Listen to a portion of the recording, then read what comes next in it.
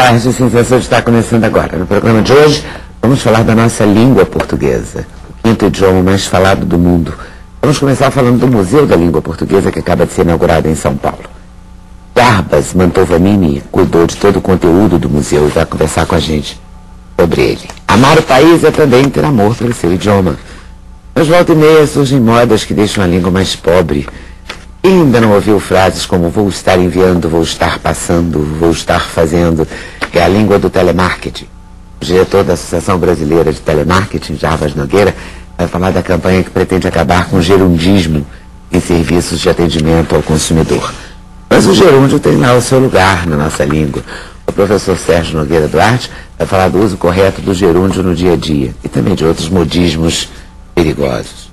A internet também inventou uma nova maneira de escrever o português, o internetês. Os jovens caíram de paixão por essa linguagem e até filmes já ganharam legendas em internetês.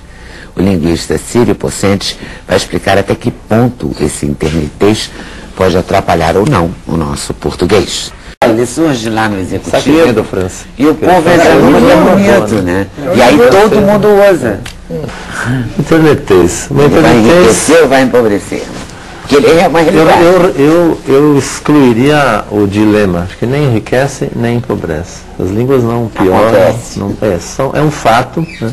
É um fato que é interessante tentar entender, porque tem vários aspectos, como qualquer outro fato, né? O gerundismo também tem vários aspectos.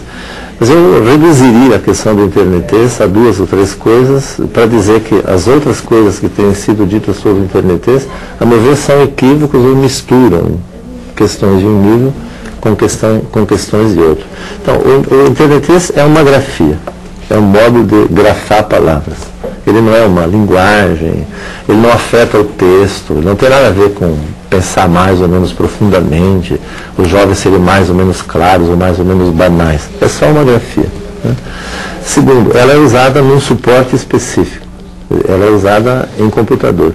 É possível, evidentemente, que alguém que escreve, passa uma tarde teclando, porque eles não digitam, eles teclam, né? E quando vai tomar alguma anotação, talvez use isso também. Mas muito provavelmente a maioria deles, na maioria absoluta das circunstâncias, não usa isso em escola ou coisa desse tipo, né? Então, é uma grafia, é usada em computador e é usada entre pessoas que pertencem a um certo grupo. É a grafia de uma tribo. Funciona um pouco como um critério de identidade. Eu já li coisa do tipo assim, isso é coisa de jovem, os meus pais evidentemente não entendem.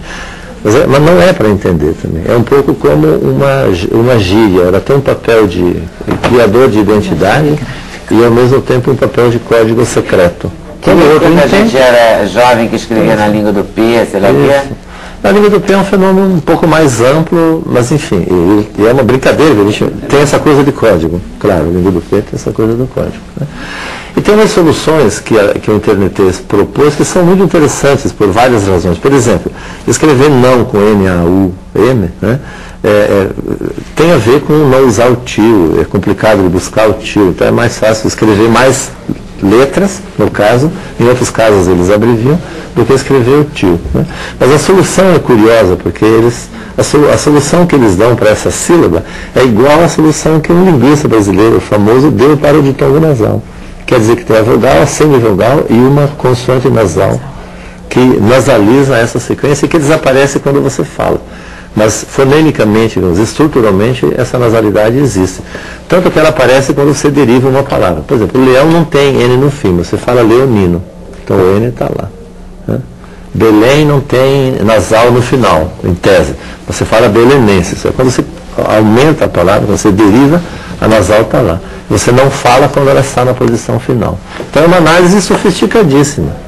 E lamentavelmente muita gente lê na 1. Né? Já vi gente ler, eles escrevem na 1. Não, aí quem lê na 1 não sabe ler. Uma brincadeira que eu podia fazer, né? Você tem que ler não, e não na 1. João e não João. Né?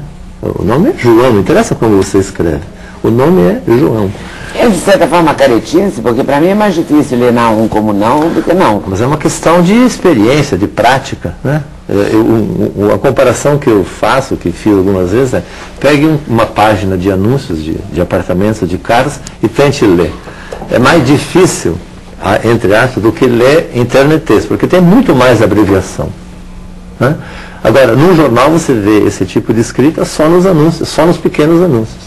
Anúncio de apartamento de página inteira, 2 páginas, você não vê esse tipo de coisa. Você só vê em pequenos anúncios. Por quê? Porque você paga por centimetragem. Então, não tem sentido você escrever vendo o apartamento. Então, vendemos apartamento. VDAP. Estamos vendendo apartamento.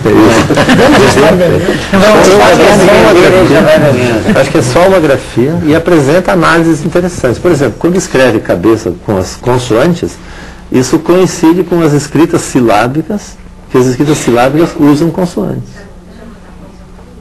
As escritas silábicas que existem no mundo, que existem, usam as consoantes e não escrevem as vogais. E essa moçada está fazendo a mesma coisa. Ou seja, digamos assim, está reinventando uma longa tradição e está reinventando no mesmo caminho que a tradição constituiu essa tecnologia da escrita. Então, nada contra, do ponto de vista da avaliação intelectual, da capacidade, etc, etc. Pelo contrário, eles estão mostrando que a geração que vem aí talvez seja melhor que a nossa. Pelo menos no que se refere a isso. Estou escrevendo muito mais, talvez muita bobagem, mas nós também escrevemos muita bobagem. E menos do que eles. Né? Eu, digamos, se eu pudesse ser otimista em relação a alguma coisa, em geral não costumo ser, né? Eu seria otimista em relação a isso. Eu acho que a escrita está entrando mais na vida do brasileiro do que nunca. Nós somos uma civilização meio oral. Né? A gente vê uma placa, está escrito assim, metrô. A gente pergunta para o cara, onde é o metrô? A gente não acredita, a gente não é muito da escrita, a gente é mais da oralidade. E agora, ou para o bem ou para o mal, né, em função das tecnologias, etc., eu acho que a gente está entrando na era de Gutenberg.